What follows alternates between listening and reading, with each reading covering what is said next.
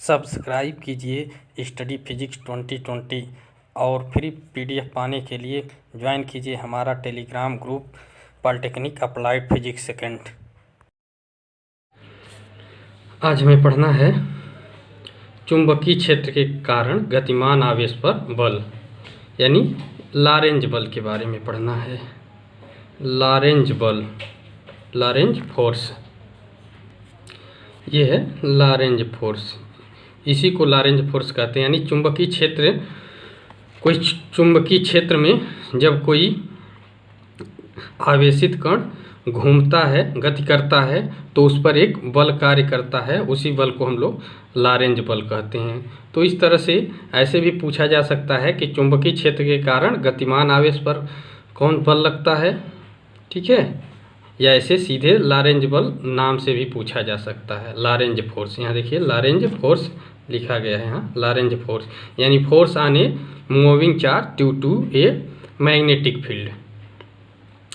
किसी magnetic field में एक मूविंग चार्ज पर जो फोर्स अप्लाइड होता है उसी को हम लोग लॉरेंज फोर्स बोलते हैं। यहाँ लिख भी दिए हैं, किसी चुंबकीय क्षेत्र में गतिमान आवेशित कण पर चुंबकीय क्षेत्र के कारण लगने वाले बल को लॉरेंज बल कहते हैं। ये है लॉरेंज बल, लॉरेंज बल यानी लॉरेंज फोर्स ये हो जाएगा। इस बल की दिशा चुंबकीय क्षेत्र की दिशा तथा कण के चलने की दिशा के दोनों, चुंबकीय क्षेत्र की दिशा तथा कण के चलने की दिशा दोनों के लंबवत होती है। ठीक है, इसका मतलब ये हुआ कि इसकी जो दिशा होगी, इस लॉरेंज बल की जो दिशा होगी ये किधर होगी, तो ये होगी चुंबकीय क्षेत्र तथा जो कण के चलने की दिशा है उसके लंबवत होगी। यहाँ देखिए फिगर बनाया गया है।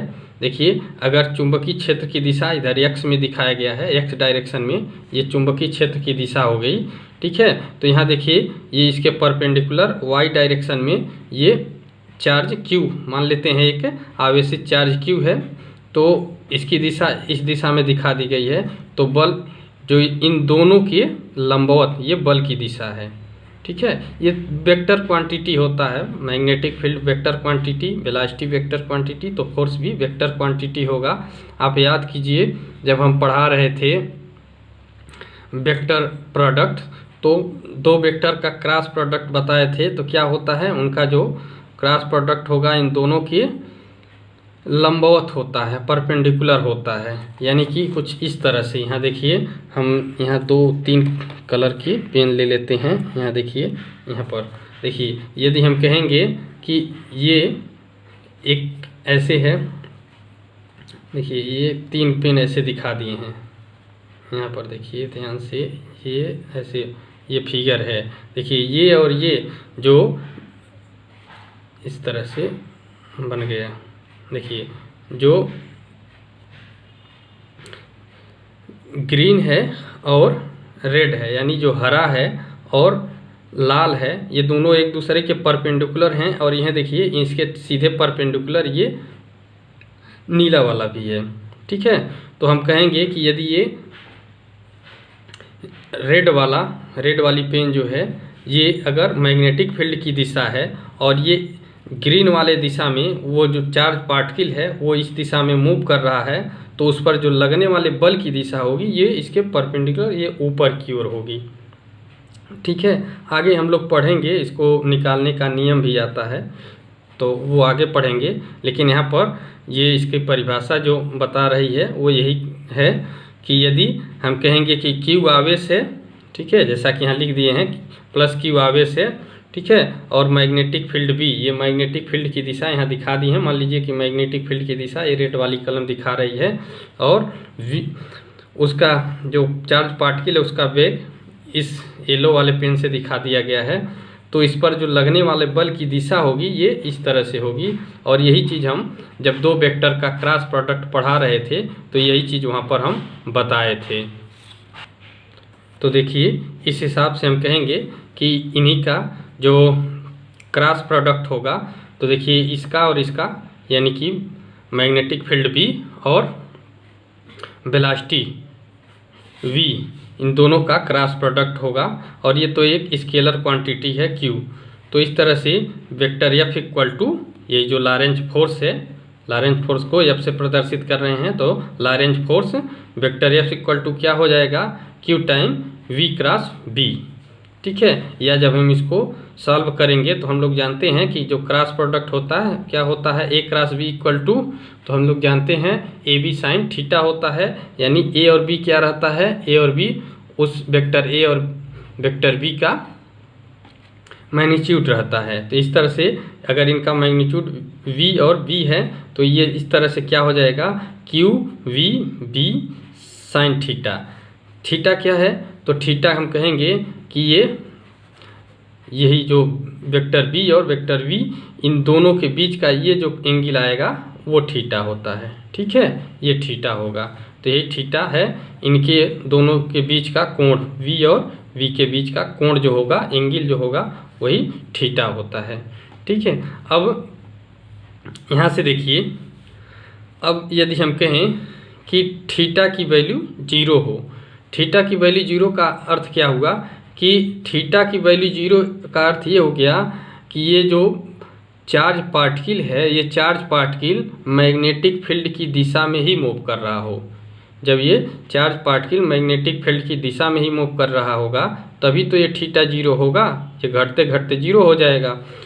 और देखिए जब थीटा 0 हो जाएगा तब क्या होगा, तो यह बराबर Q V B sine theta, यानी थीटा की जगह पर 0 रख देंगे, ये 0 है तो हम जानते हैं साइन 0 की वैल्यू 0, तो ये होल टर्म ये पूरा 0 हो जाएगा, यानी F का मान 0 हो जाएगा, लॉरेंज बल का मान 0 हो जाएगा। तो यहाँ से क्या निष्कर्ष निकल रहा है, तो यहाँ से निष्कर्ष ये निकल रहा है कि यदि चार्ज पार्टिकल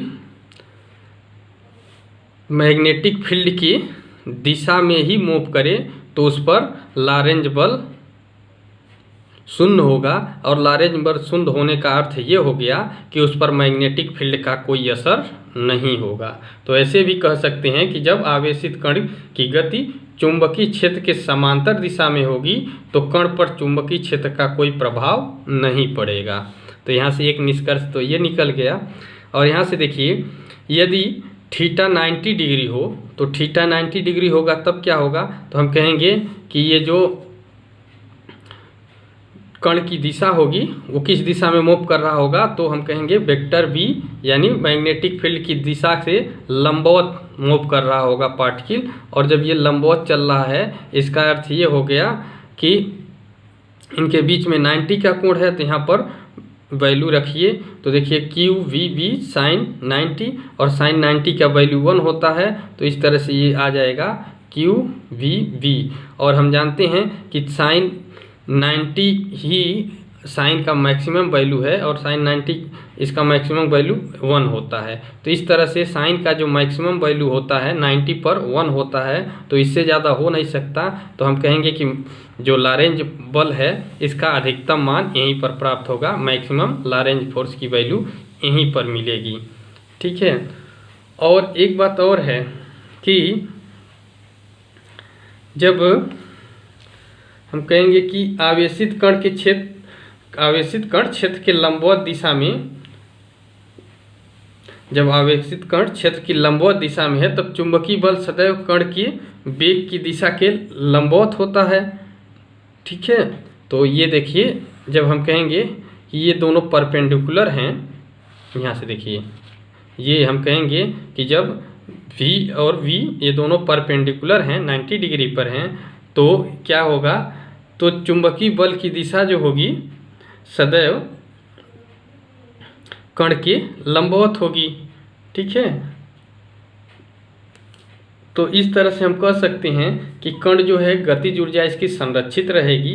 अर्थात ये होगा कि कण की जो चाल होगी, जब गतिज ऊर्जा संरक्षित रहेगी तो क्या होगा, इसकी जो वेलोसिटी होगी, तो वेलोसिटी में जो इसका वेलोसिटी का मैग्नीट्यूड कहें, वो मैग्नीट्यूड तो कांस्टेंट रहेगा, वो तो नियत रहेगा, लेकिन उसकी दिशा हमेशा बदलती रहेगी। दिशा बदलने का अर्थ ये है कि जैसे ये हर बिंदु पर, जैसे ये है ना, तो हर बिंदु पर ये लंबवत है, तो इस तरह से मान लीजिए ये वेलोसिटी की दिशा ये हो गई और फील्ड की दिशा ये हो गई, ठीक है।